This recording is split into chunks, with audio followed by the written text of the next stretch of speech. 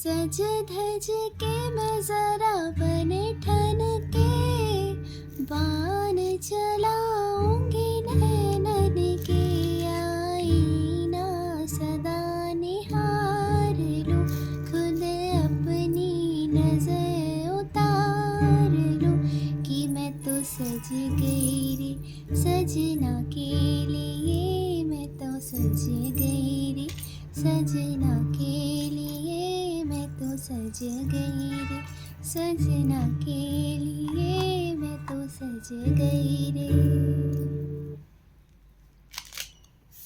आपके पड़ोस में ही कोई स्त्री ऐसी ज़रूर होगी जो बहुत ही सज धज के रहती होगी और आप ये सोचते होंगे कि पता नहीं क्या बात है, इसके पति को तो इतनी ज़्यादा तनख्वाह भी नहीं मिलती है, इतनी ज़्यादा कमाई भी नहीं है, फिर भी देखिए ये कितने सज धज कर रहती है और मेरे पास इतना पैसा होने के बावजूद भी मैं इतना सज कर नहीं रह पाती हूँ।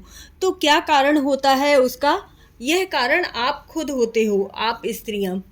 क्योंकि हमारी जो बहनें होती हैं ना, वह कुछ गलतियां करती हैं जिसकी वजह से आपके घर में लक्ष्मी का आगमन ही नहीं होता है। आप स्त्रियों की कमी की वजह से ही आपके घर से बरकत जाती है। तो कौन कौन से जो 5 श्रृंगार होते हैं जो हर स्त्री को अपने घर ज़रूर करनी चाहिए। स्त्री अपने घर की लक्ष्मी कही जाती है। जब लक्ष्मी जितना सज धज कर तैयार होकर अच्छी तरह से रहती है, उस घर में उतनी ही ज़्यादा बरकत आती है। यह 5 श्रृंगार आप कुछ भी मत कीजिए, लेकिन यह 5 श्रृंगार आपको ज़रूर ही करने हैं। और साथ में एक उपाय भी बताऊंगी जो आप हर शुक्रवार को करेंगे तो आप यकीन मानिए आपके घर में लक्ष्मी स्वयं ही आएगी। ऐसे रास्ते खुल जाएंगे, ऐसे रास्ते बन जाएंगे जिससे कि लक्ष्मी माता का आगमन आपके घर में होने लगेगा। जो भी आपके पति कार्य करते हैं वो एक्स्ट्रा कुछ और कार्य करने लगेंगे जिससे कि धन का आगमन बहुत अच्छा हो जाएगा।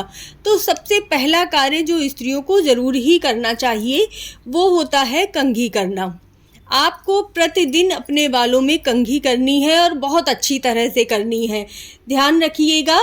और कंघी भी कब करनी होती है?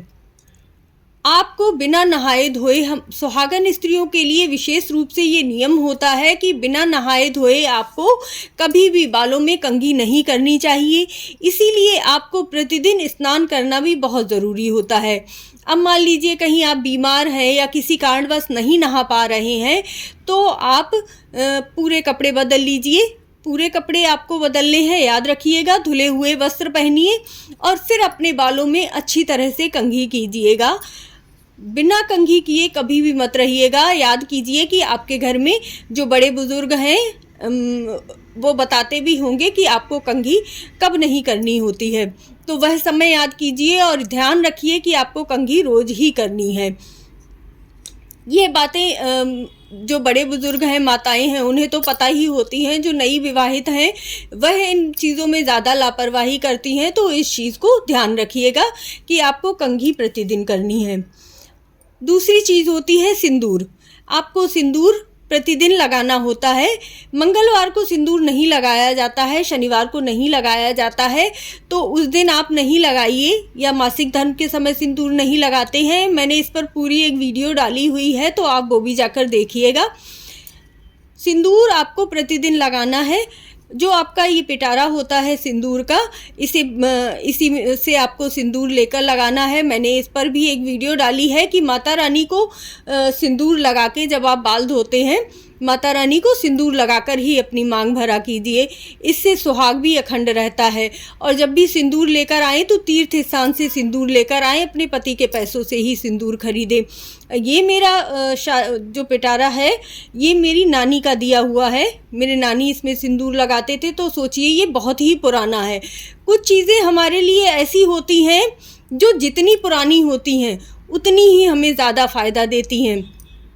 इस पर भी एक वीडियो में ज़रूर ही बनाऊंगी कि कौन कौन सी चीज़ें अगर आपके घर में पुरानी होती हैं, बहुत ज़्यादा पुरानी होती हैं, वह उतना ही सौभाग्य सूचक होती हैं। तो आप ज़रूर देखिएगा। तो इसी तरह से ये सिंदूर का पिटारा होता है आपका। इसे आपको बार बार नहीं बदलना है। जो आपकी शादी में आया है आपको वही प्रयोग करना है। और ये तो मेरी नानी के हाथ का दिया हुआ है। नानी इसमें मेरे सिंदूर लगाते थे, तो वही ये पिटारा है। तो मैं इसी में अपना सिंदूर हमेशा रखती हूँ। तो दूसरी चीज़ है चूड़ियाँ। आजकल जो नौकरी वगैरह जाते हैं, जॉब करते हैं, उनके लिए चूड़ियाँ पहनना बहुत ही मुश्किल हो जाता है। तो आप ऐसा कर सकते हैं, जैसे ये कांच की चूड़ी है, इसके अंदर कांच की चूड़ियाँ 4 लगी हुई हैं। तो आप एक कंगन भी ऐसा डालेंगे, सुंदर भी दिखेगा आपके हाथ में और आपका चूड़ी भी पूरी हो जाती है, क्योंकि 4 चूड़ियाँ एक हाथ में आप पहनते हो तो बहुत हैं। नहीं तो 21 चूड़ियाँ पहनने का विधान बताया गया है। लेकिन आप इस तरह से अगर ऑफिस जा रहे हैं, कहीं बाहर जा रहे हैं, तो आप इस तरह से 4 चूड़ियों का ये एक कंगन भी पहन सकते हैं। और इसी का ये छोटा जो होता है उसमें 2 चूड़ियाँ होती हैं। तो आप इस तरह से भी एक एक हाथ में डाल सकते हैं, इस तरह से पहन सकते हैं, या फिर एक हाथ में घड़ी भी पहन लेंगे तब भी चलेगा। और इसी तरह से ये जो लाख वाले कंगन होते हैं ये भी पहनना शुभ माना जाता है। आपको प्लास्टिक के कंगन कभी नहीं पहनने चाहिए। ये ऐसे कंगन भी आप एक अपने हाथ में डालेंगे तो बहुत ही अच्छा है। तीसरी चीज़ आती है जो आपको ज़रूर ही प्रतिदिन प्रयोग करनी चाहिए, वो होती है काजल। आपको काजल अपनी आँखों में प्रतिदिन लगाना चाहिए। ये भी सुहाग में आता है। आजकल तो फैशन में है काजल लगाना, तो आप लोग बहनें लगाती ही होंगी। जो नहीं लगाती हैं वह समझ लीजिए कि ये काजल भी सुहाग की चीज़ों में आता है। तो आपको काजल भी ज़रूर ही लगाना चाहिए। जो भी आपको सूट कर जाए आप वो काजल ज़रूर मंगा कर लगाइएगा। चौथी चीज़ आती है बिंदियाँ। आपको अपने माथे पर छोटी सी लगाइए बिंदी, बड़ी सी लगाइए, जैसी भी आपको अच्छी लगती हो आप वैसी बिंदी लगा सकते हैं। अगर आप ऑफिस जाते हैं तो इससे भी जो छोटी बिंदी आती है आप वो बिंदी लगा सकते हैं। थोड़ी सी शाइनिंग वाली बिंदी लगा सकते हैं। या फिर ध्यान रखिएगा जैसे ये ब्लैक कलर की है, ब्राउन कलर की है, इन बिंदियों को लगाने से बचना चाहिए। साड़ी के मैचिंग की है, थोड़ी देर के लिए लगा ली, कोई बात नहीं। लेकिन प्रतिदिन में आपको हमेशा लाल कलर की ही बिंदी लगानी है। प्रतिदिन में आप चेंज मत कीजिए, प्रतिदिन में लाल रंग की बिंदी लगाइए। और आपकी बिंदी लगाने के बाद ऐसा नहीं है कि जब वो निकल जाए तभी आपको बिंदी अपने माथे से हटानी होती है, वरना अपने माथे से प्रतिदिन आपने निकाली बिंदी इधर उधर लगा दी, ऐसा आपको नहीं करना है। नहाते हुए कभी कभी बाथरूम में बिंदी गिर जाती है, तो ऐसा भी ना हो। वो बिंदी उठा के आप कोई पत्ता ले लीजिए, ऐसे ही बिंदी का खाली पत्ता, और उसमें लगाते जाइए। इससे क्या होगा कि आपकी जो पुरानी बिंदी है वो सेफ बनी रहेंगी, अच्छी रहेंगी, और आपको पाप भी नहीं लगेगा। ये सब सुहाग की चीज़ें होती हैं। बिंदी है, महावर है और सिंदूर है। तो इनके लिए हमें बहुत ही ध्यान से सारी चीज़ें करनी चाहिए, जिससे कि हमारा सुहाग अखंड रहे। इसीलिए बिंदियों के बारे में भी ध्यान दीजिएगा कि आपकी बिंदियाँ इधर उधर पड़ी हुई नहीं होनी चाहिए। एक जगह पूरा इकट्ठा करके रखिए। और अगर आपकी इधर उधर बिंदी गिर भी जाती है तो उसे खिड़की के किनारे या कहीं ऐसी जगह रख दीजिए जहाँ किसी का पैर वैर ना पड़े, ये ध्यान रखिएगा। और बिंदियों को बहुत ही संभाल कर रखिए। इसके बाद आप गले में अपने मंगलसूत्र पहन सकते हैं, कैसा भी जैसा भी आपको अच्छा लगे।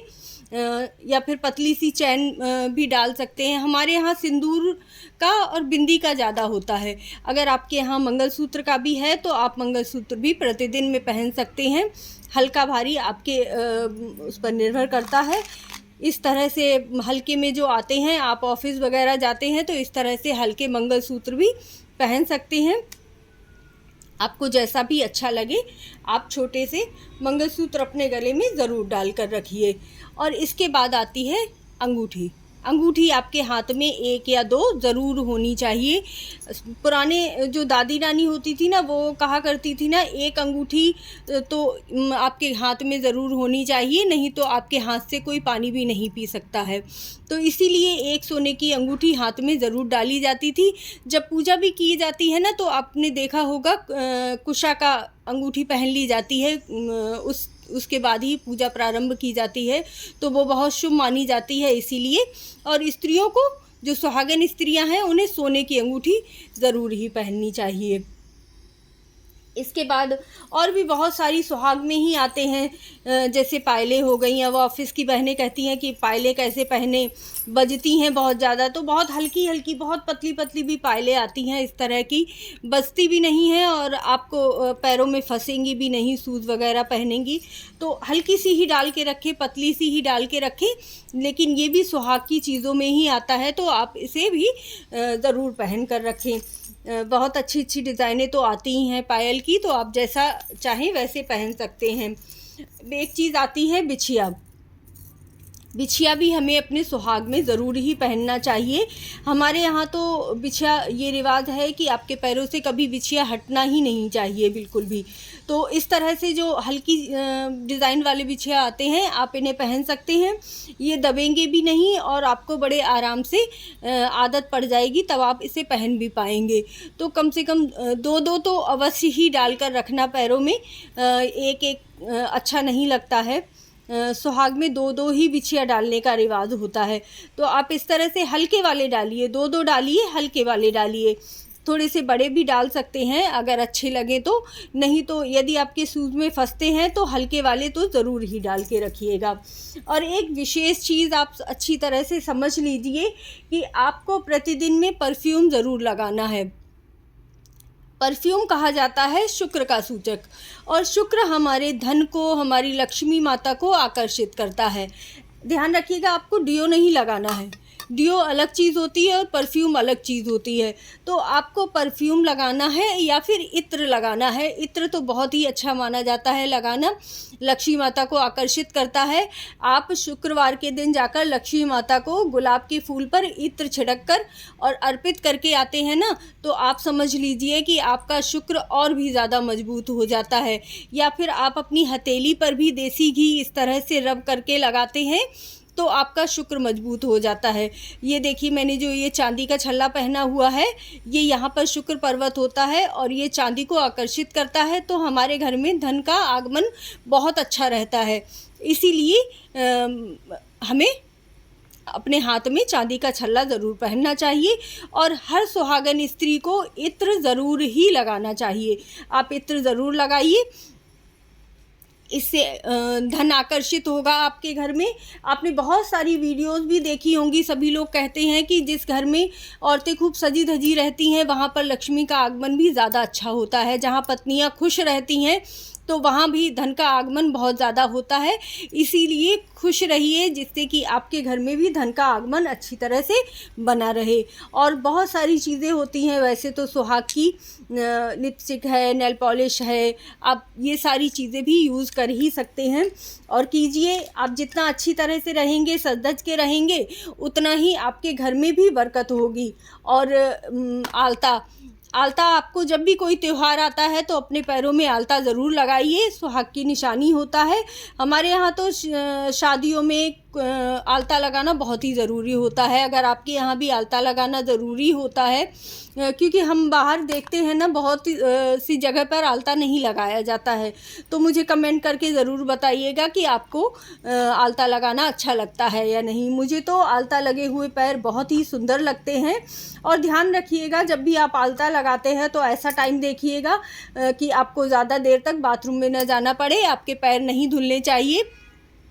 जितनी देर तक आपका आलता आपके पैर में रहेगा उतना ही ज़्यादा अच्छा माना जाता है, क्योंकि जल्दी हट जाता है ना, इसीलिए बोल रहे हैं। तो इस तरह से आप देखिए कि आपका जो साज श्रृंगार है वही आपके घर में धन को आकर्षित करेगा। आप ये सोच रहे हैं कि छोड़ो किस लिए ये चीज़ें खरीदनी, परफ्यूम बहुत महंगा है तो क्यों खरीदना, ऐसा नहीं है। ये चीज़ें आप जितना प्रयोग करेंगे ना उतना ही आपके घर में बरकत आएगी। अपने बेडरूम में भी हमेशा परफ्यूम छिड़क कर रखिए, जिससे कि जितनी सुगंध फैलेगी उतना ही ज़्यादा आपके घर में बरकत आएगी। तो हम घर की स्त्रियां ही हैं जो घर में बरकत लाती हैं, क्योंकि घर की गृह लक्ष्मी हम ही लोग कहे जाते हैं। तो आप अच्छी तरह से समझ लीजिए कि आप जब अच्छी तरह से रहेंगे, खुश रहेंगे, तभी आपके घर में बरकत आएगी। ये उपाय मैंने किसी वीडियो में ही देखा था जो मैं आपके साथ शेयर कर रही हूँ, बहुत ही मुझे पसंद आया था तो आपको भी बता रही हूँ। चैनल को सब्सक्राइब ज़रूर कर लीजिएगा ऐसी ही बढ़िया सी वीडियो देखने के लिए। धार्मिक कथाएं हैं मेरी वीडियो में बहुत ज़्यादा, और बहुत सारी पूजा की वीडियो हैं, किस तरह से पूजा याचना करें, लक्ष्मी माता की पूजा किस प्रकार करें, तो वो सब सारी वीडियो भी आप ज़रूर देखिएगा।